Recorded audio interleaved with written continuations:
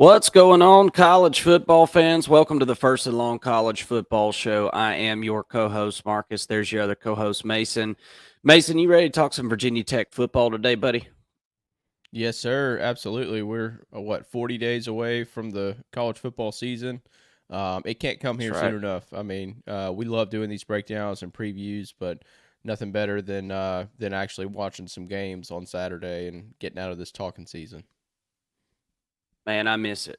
I really do. I miss it. It's a special time of year, and we're getting really, really close, as you said, about 40 days out. And here's what we're doing today, folks. We're going through basically our top 35 teams that Mason and I feel like are going to have a good shot to affect the college football playoff and our 2024 national champion. So we're making our way all the way down to Ohio State and Georgia, whichever one ends up being number one. We'll just have to wait and see. But we're going team by team here, and we're doing a full-on roster breakdown. And today, up on the block is Virginia Tech. So, all you Hokies fans, welcome to the First and Long College Football Show.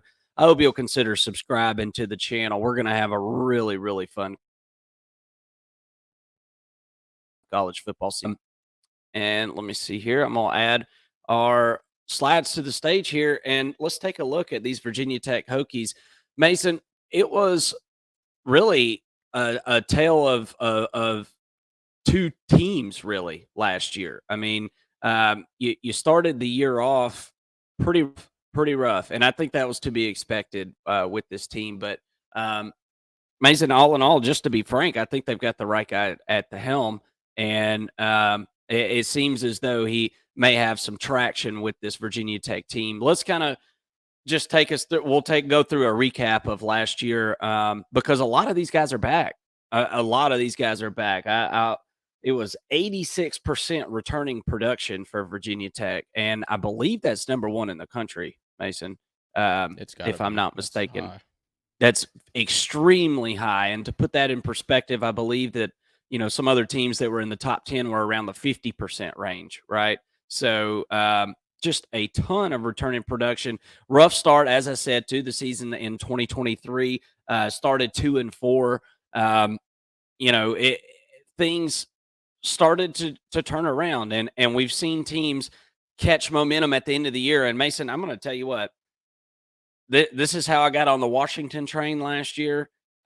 This is how I believe like Oregon State was a team that I had my eye on after they had beat Florida in that bowl game a couple years ago. And then lo and behold, they come into the season hot. I think Virginia Tech might be one of these teams. And we're going to get to the schedule here at the end of the slides, but not a brutal schedule either. So we'll kind of take a look at that as well. But won three of their next five games after a rough start. 339 and a half rushing yards per game in their wins. They'd really got the running game going, and the offensive line started to come into their own. We're going to speak on the offensive line as well here shortly, but it wasn't an overpowering group. This wasn't a group of five-star guys. This was not even really a group of four-star guys, but guys that play with some continuity and they had their own scheme that they were running, and it was working for them. Um, Beat Virginia 55-17 in the year. That's always a big deal whenever you're talking about your rivalry games, and ended up going and winning the Military Bowl against Tulane, who was a very good team. Now, I will say this, Mason. Granted, Tulane had some players out, but you know what? Every team had players out, and you go play with what you got. And Virginia Tech did exactly that, and they got them a win to end the season. So 7 wins last year. Getting hot at the right time was paramount to that. What do you think about Brent Pry and Virginia Tech and the trajectory that this program's on right now? Yeah, I mean, I'm a real big fan of Brent Pry. I think he's come into um, a Virginia Tech program that was really kind of limping when he got there. You know, had some good teams under the last coach, but they were never able to really play like their roster suggested that they would.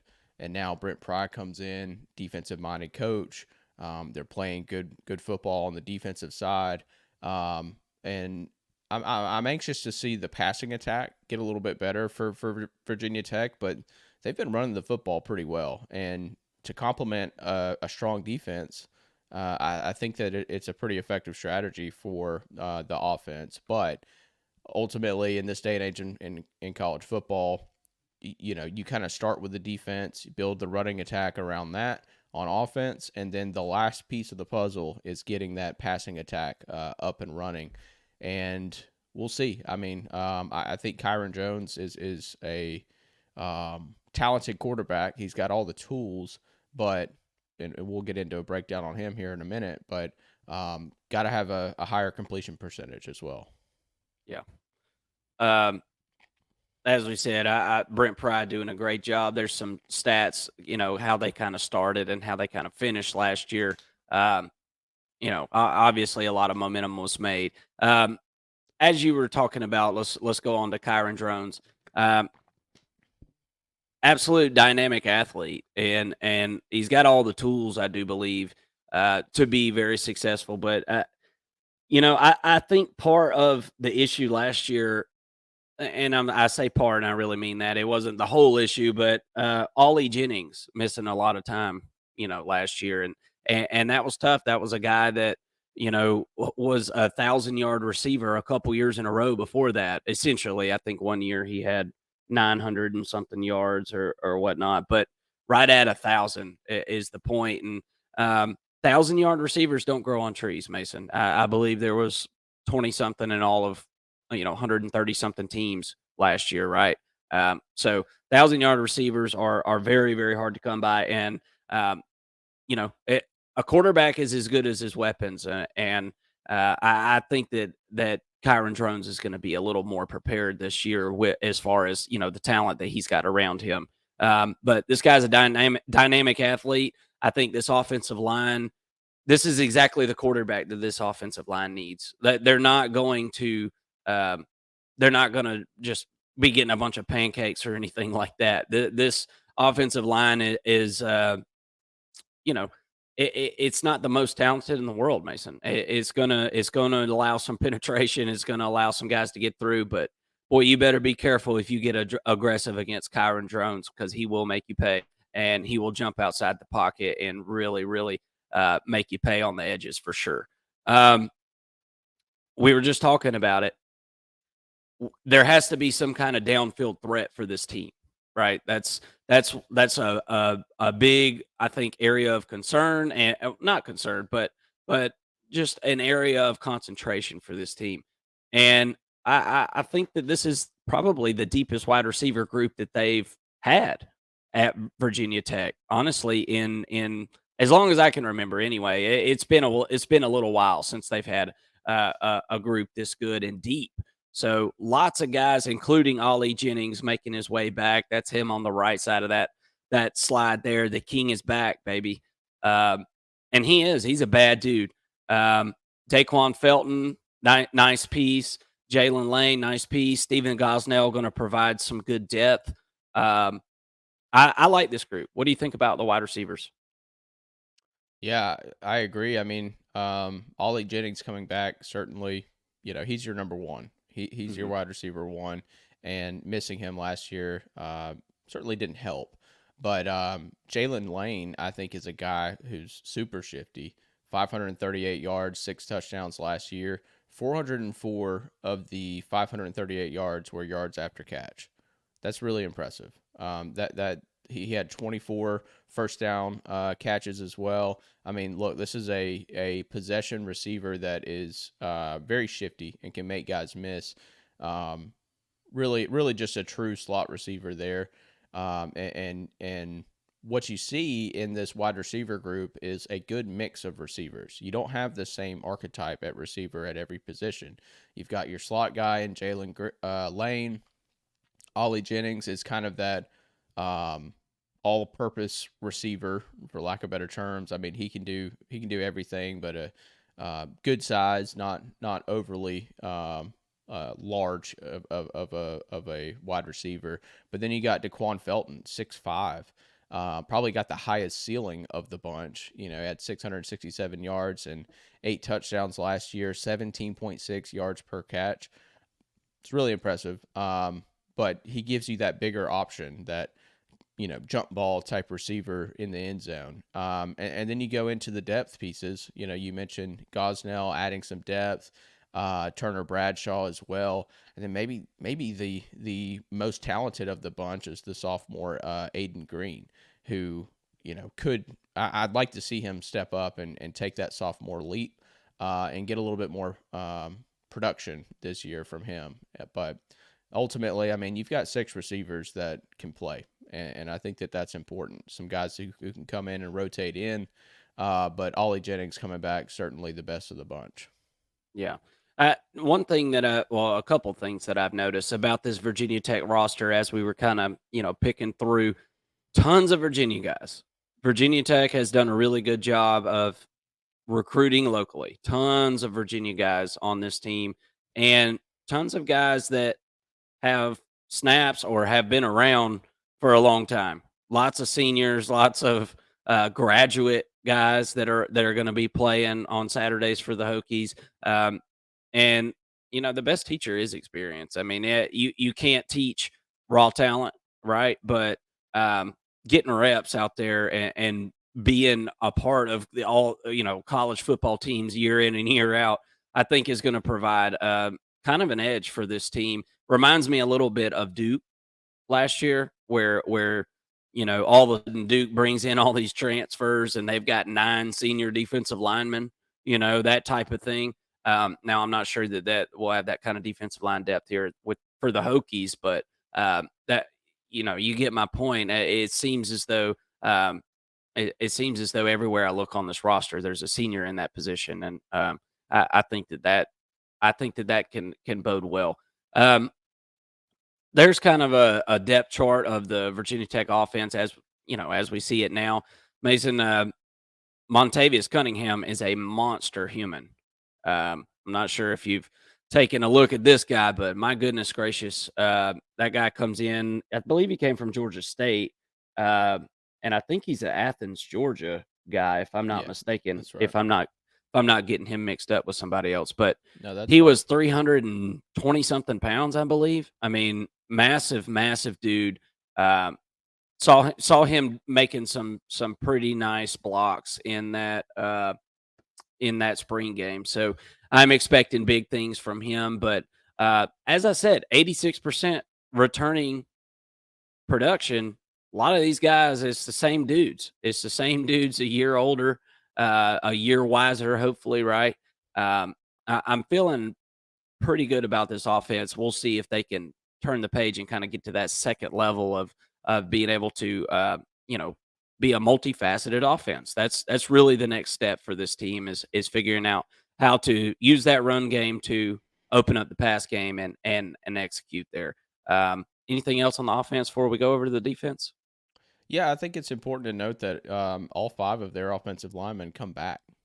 You know, um, you mentioned not overwhelmingly dominant offensive line, but having that experience at that position or those positions matters more than most other positions. So I think having that unit come back, you add in Cunningham, gives you, might be the most talented of the bunch. We'll have to see how he produces at you know, the Power 4 level, but ultimately, I think it's a strong group for the most part. And then, we mentioned running back, Tootin, Bashel Mm, Tootin, I think is a guy who is going to really pop off this year. 863 yards last year, 10 touchdowns, 5 yards per carry, 654 yards after contact, right?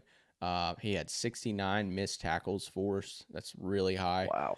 And then the last 2 games of the year, 250 yards and 3 touchdowns. Really went off on those last 2 games. So um, he's a guy that I think in the ACC, could be, top 2 or 3 running back when it's all said and done.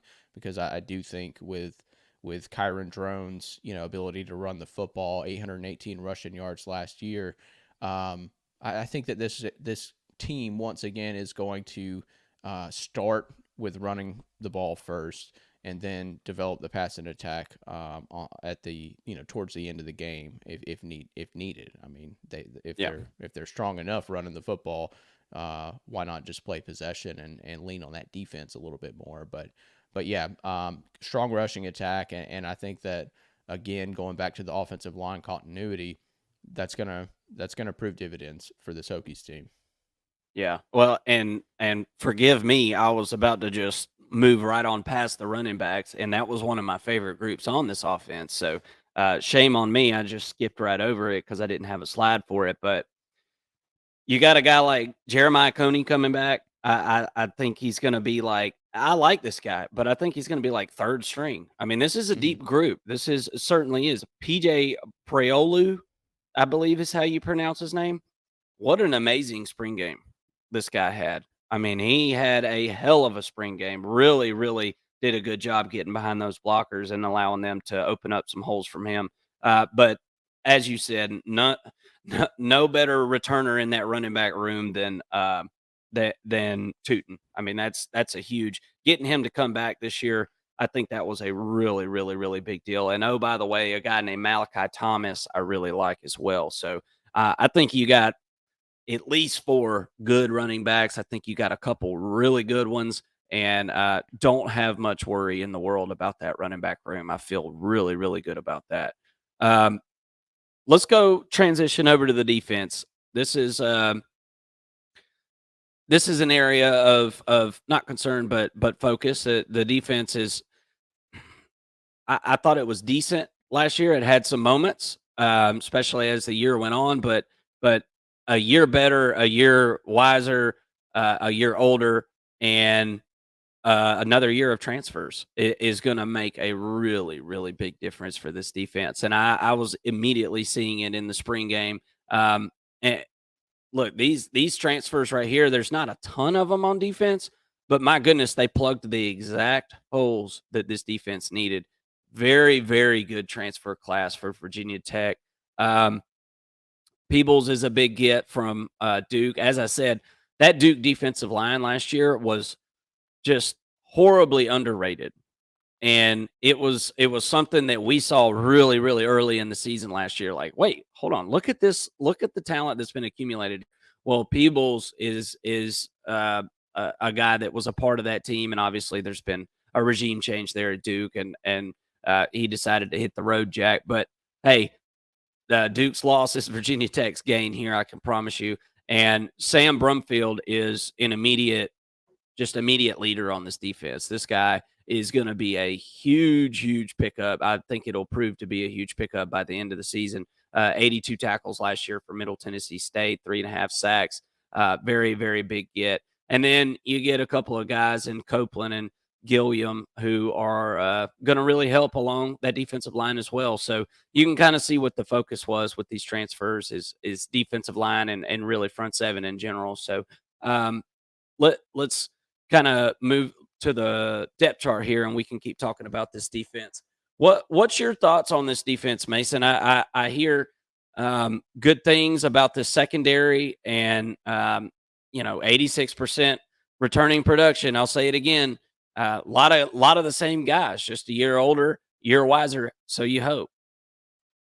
Yeah, and look, going to Sam Brumfield, I think this is the guy who's going to be your signal caller in there at middle linebacker. And Middle Tennessee transfer, 81 tackles, 6.5 tackles for loss, 3.5 sacks, 2 forced fumbles, 25 run stops, and this kind of an underrated stat, but a guy who comes with a 4.0 GPA. Look, smart kid, right? He's the guy that you want leading the defense and being the signal caller on that defense, and I think he's going to do exactly that. And by the way, he's coupled with another middle linebacker with 80 tackles, 7 tackles for loss, 2.5 sacks. Led the team in tackles and run stops. Of course, I'm talking about Kelly Lawson here. He also had 6 pass breakups and 14 quarterback hurries. It's really impressive for a guy playing in the second level of that defense. It kind of proves that he can do it all. Led and run stop, and for the second level at least 6 pass breakups. That's really impressive. That's getting it done on both sides. So I think the middle of that defense is going to be really good. Moving up front, I am a little bit concerned about the depth, but they've got some top end talent. I mean, you mentioned Peoples coming in. I think he's going to be another. He's going to have another huge production year. For a defensive tackle to have 8.5 tackles for a loss and 5 sacks, 24 quarterback hurries, and 13 run stops. Another guy who's versatile, who can play the run and can play the pass as well in the middle of that defense. Super important. Kind of a twitchy guy, but he's not lacking in the run game either. Really impressed with him coming over from Duke, and then probably the best guy on this team, and definitely the most underrated player on this team, is Powell Ryland, the former Florida transfer coming off of defensive end. I mean, 40 tackles at a defensive end is really impressive. 14.5 tackles for a loss, 9.5 sacks, 28 quarterback hurries, and again, 19 run stops. Plays versatile, does both things really well. I think that I think that the ACC is going to be really talking about this guy by the end of the season. Kind of under the radar type of player, but I think he's going to have a really productive year for the Hokies. Moving into the secondary, it's a good bunch. I would not go so far as to say it's a great secondary, but at the cornerback positions, you've got Mansour Delane, 54 tackles, 1 pass breakup, 1 interception, 55% completion against him. He does come with some experience, though. Over 1,000 snaps in his career. I think that's going to be really important. And then you've got a really strong cornerback in Dorian Strong. No pun intended there. But one of the best quarterbacks in the country, in 2023, he had 25 tackles, 3 interceptions, 8 pass breakups. And against him, quarterbacks are only completing 27.3% of their passes. So sort of your lockdown corner there at the right cornerback position. He's a guy that you're going to want to steer away from if you're an opposing quarterback. Got to see a little bit better safety play, I think. I think that's pretty obvious, I guess. But ultimately, you've got 2 cornerbacks that can go out and get the job done. Yeah.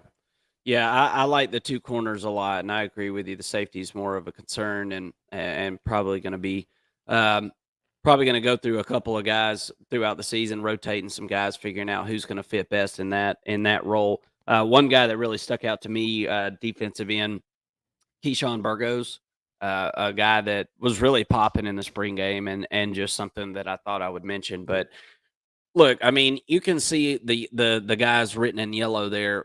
Majority is along that defensive line. You basically your whole first and second string, rotational pieces are all guys that have came from different schools. So you can see that there was an obvious focus on that and an obvious, concern for the coaching staff. And I feel like they've done a really good job, going and addressing that the best you can. I mean, these big defensive tackles don't grow on trees, and to be able to go in the portal and get some of these guys when there was plenty of other teams that were after them as well. I think that is deserves to be said for sure. Kudos to this coaching staff. Let's jump into the schedule, Mason. 2024 is going to be a really, really, really exciting, really, really exciting season. I just can't wait. And I look, if there's a dark horse team in the ACC, is it Virginia Tech? I think it might be Virginia Tech. They're not. I think they're 5th or 6th best odds in the conference, something like that, to win the ACC. Behind your usual suspects, your guys that you would expect, your Clemsons, your Florida States, Miami, Louisville. So I think this team is a dark horse, and I don't think the schedule is particularly brutal or anything. So let's just kind of go through this. You start off the year with Vandy. That's a dub for sure. I mean, Vandy is just, God, they're just pitiful, Mason. There's nothing they can do. They're just pitiful. Then you got the Herd. You got Marshall there, Old Dominion. And then you got Rutgers. That's a pretty interesting matchup there, and I will be interested to see how this team matches up against a Rutgers team that is I would say they're fundamentalist, right? They're a fundamentally sound football team, and they're really going to test the grit, especially of this offensive line and defensive lines of Virginia Tech. So that's going to be a really interesting game. But you do get them at home, so I think that that's pretty important. Then you got Miami on a Friday, so you got a Friday night. Lord have mercy, you just never know what can happen on these Thursday and Friday night games. I as a football fan, I don't want my team playing on Friday if I can help it. I don't know. I just the weirdest stuff happens in those Friday night games. I swear. You got Stanford coming over to the ACC. That's weird. That's weird to say. Boston College, Georgia Tech, Syracuse, Clemson, Duke, and Virginia. Now, Syracuse is a team that a lot of people are talking about. I don't think they're there yet, Mason. And you don't just go get 4 or 5 real good players and all of a sudden you got a good football team. So, And a brand new head coach. yeah, I mean, and look, I'm a Georgia fan. Okay, I love Fran Brown. I think he's going to be successful. It seems like he's doing everything he needs to do at Syracuse at this Yeah. point.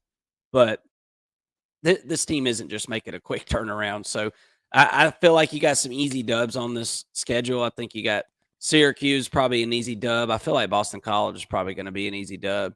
I mean you beat Virginia pretty handily last year. We'll have to see. I haven't looked into Virginia a ton yet this offseason. Not on the top of my list to look at, but Marshall easy win, Vandy easy win, ODU easy win.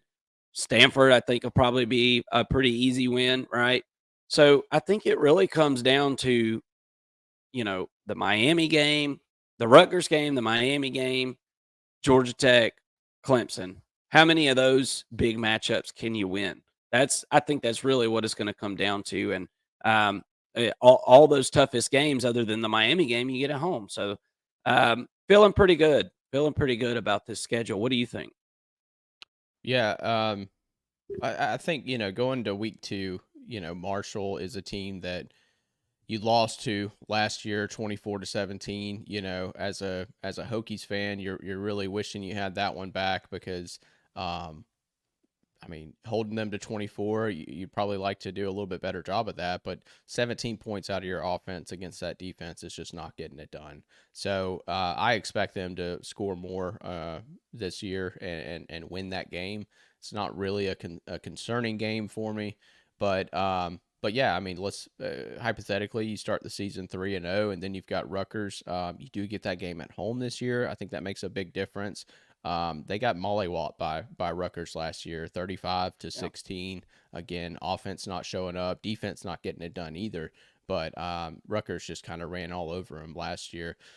So that's definitely one I think that the team is circling and saying we are not going to let the Scarlet Red come down here and just tear us a new one. That shouldn't happen, right? Shouldn't have happened last No. year.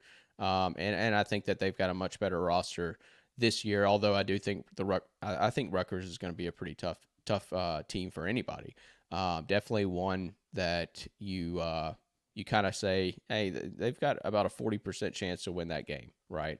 But Virginia Tech's got to take care of business there. Then you mentioned it, Miami. Miami's going to be pretty good this year, but look, this is a Miami team that has had its issues. So certainly not a game that Virginia Tech should just pack it in and say that we can't win. That's one. If you're headed to that game 4-0, you gotta be geared up for it because I think that's going to be a really fun game.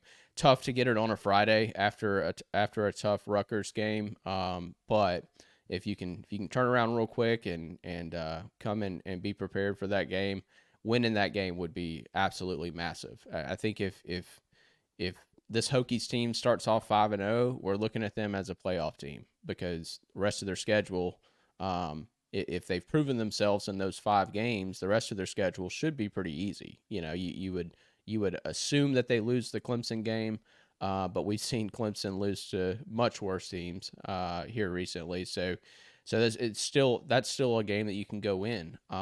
I think that they should win the rest of their games at that point outside of Clemson. So, this is definitely a 10-win team potentially, and I put the floor at like 9. I think this is a 9 or 10-win team, and based on this schedule, I think that's very reasonable to assume. But you can't have the Marshall games like you had last year. You can't have a Rutgers game like you had last year. Got to see more discipline out of this team. But getting a second year under Kyron Drones, I think is going to be really important, as he is the signal caller on the offense and sort of the leader for this team. I think as he goes, this team will go, which can be said about a lot of teams and their quarterback. But it's not more true than it is with Kyron Drones. I think he needs to step up and really assert himself as one of the top ACC quarterbacks.